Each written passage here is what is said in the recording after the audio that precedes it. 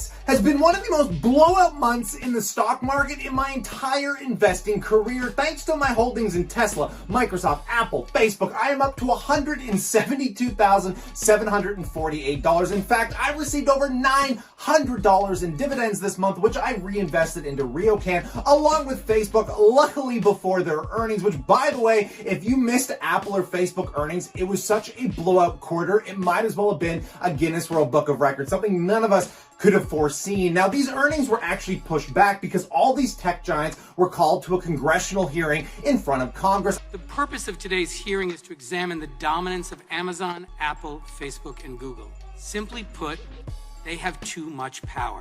Open markets are predicated on the idea that if a company harms people, consumers, workers, and business partners will choose another option.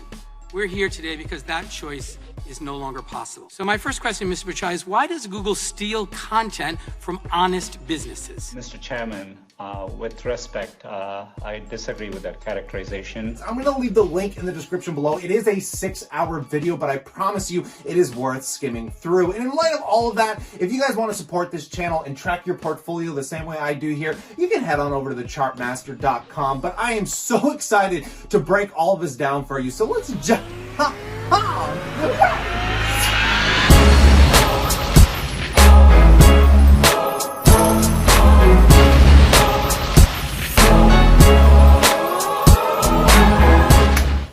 Welcome back, passive income investors. I like it. It doesn't matter how hard I try and get away from tech.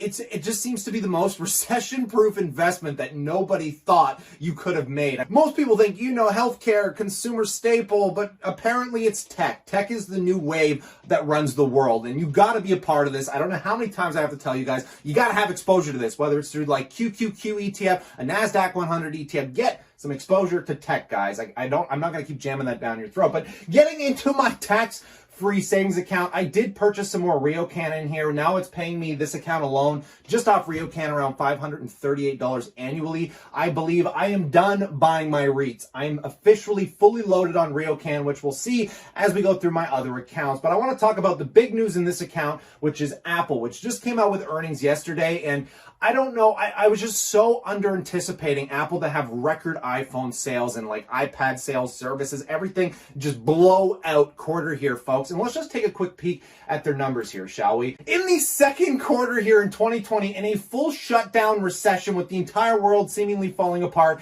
Apple sold $46 billion worth of products against the same quarter last year when they only did $42 billion. Their total net sales were just under $60 billion against $53 billion in the year prior. Like, oh my goodness, guys. I never thought people would be still spending thousands of dollars on Apple products. We can take a look at the basic earnings per share was $2.61 against the quarter last year where they only did $2.20. Just absolutely mind-blowing. And like I said, guys, if you take a look at the net sales by category, this is where things just, like, I can't get over the fact that they did $26 billion in iPhone sales against $25 billion in the year prior here. I mean, look at Mac sales up $2 billion. Look at iPad sales up $1.5 billion.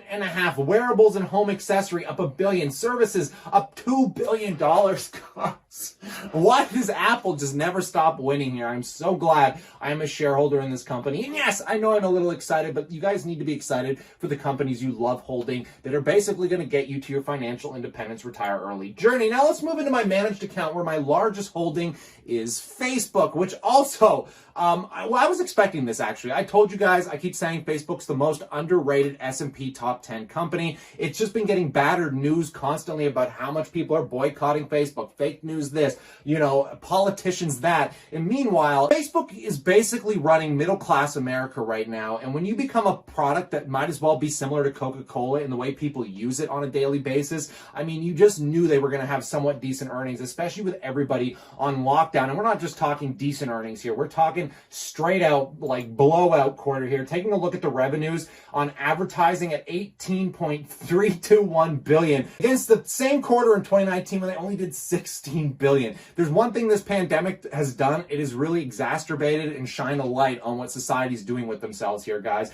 And I don't know what else I have to say. Their diluted earnings per share were $1.80. In 2019, those diluted earnings were 91 cents. They literally have doubled their quarter growth in under a year. Don't even know what to say to that other than I am super happy I went ahead and picked up more shares of this company in my Royal Bank account. As I told you guys, things couldn't have timed out better. From the time I sold my Tesla shares, rebalanced the portfolio, moved Facebook out of my RSP, and I just been loading the boat on it in my Royal Bank account. Obviously not as much as I would like, but between my managed account and my Royal Bank account, I'm holding 33 shares, I believe, with 13 in this account, and obviously another 20 in this account. In this account, I'm up massively, but I knew this earnings was going to be good, so I picked up some more shares. Currently up only $192 in this account, but by God, no means am I complaining about Facebook right now. And something tells me they're going to be doing just fine moving forward. Money is endless. There's no balance sheet that has the margins that Facebook has on that S&P top 10. Now let's just take a look at Tesla in my RRSP, my registered retirement savings plan account. Now many of you may recall that yes, I liquidated about 4 shares of my Tesla when it hit $1,600,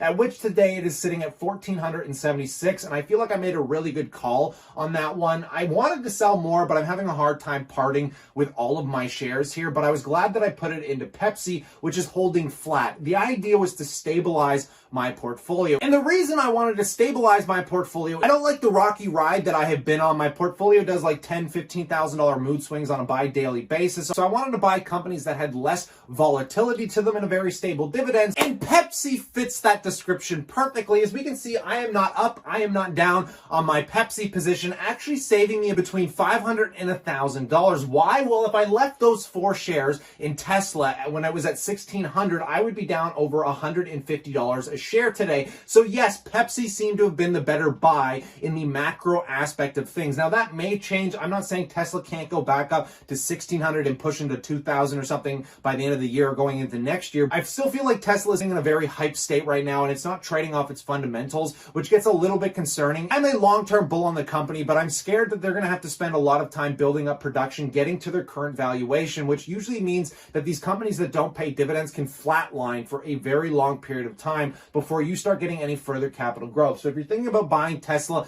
have a very long-term vision on it and be very patient. When everybody and their grandmother wants in a company and the stock goes parabolic, it is not a good time to be buying into it. And I wish more people listened to me and bought Facebook, but those people that did buy Facebook on my recommendation are pretty happy today nonetheless here, folks. Now, in light of all of that, I want to touch base on one more company, which is my next biggest hype play. I'm going to be building this into a fairly large position, but of course, I am talking about MindMed because they also just came out with news over the last couple days as MindMed completes dosing 18MC phase 1 study with some pretty staggering results here, leading them into moving to phase 2A. So what is 18MC? Well, 18MC is a non-hallucinogenic molecule based on psychedelic substance ibogaine. The study test dosage range from 4 milligrams to 16 milligrams twice a day, and all participants were evaluated for pharmacokinetics and safety. And I'm not sure what pharmacokinetics is. Sounds like a very interesting thing, but they're trying to use these hallucinogenic drugs, taking out the hallucinogenic effects, to cure opioid addiction, ADHD, anxiety, suicide, headaches. They're finding incredible results on every study they are stepping into, and yet nobody is talking about this company, as the opioid crisis is estimated to cost the US $500 billion on an annual basis. And I still think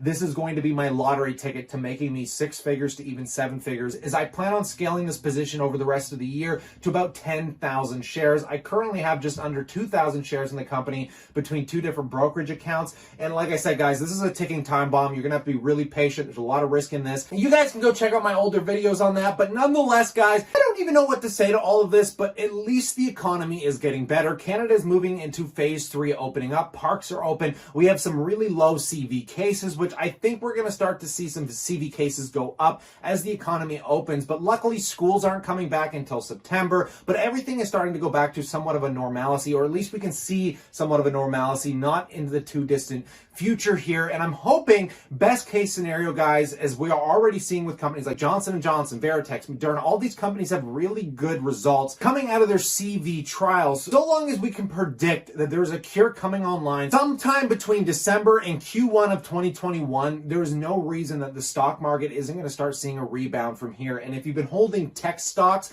I mean, you've already been in full rebound mode. But I still like my financials. I still like my REITs. We had some really good earnings with RioCan. You can go check all those videos out I posted yesterday. And in light of all of this, if you guys want to join the celebration, the party, we do live streams every single Friday over at the Passive Income Educator YouTube channel. You can join us there if you want some late night conversations. We go live at 10 p.m. Eastern, so hopefully I'll see you there. But if not, stay cool, stay awesome, and I'll catch you tomorrow.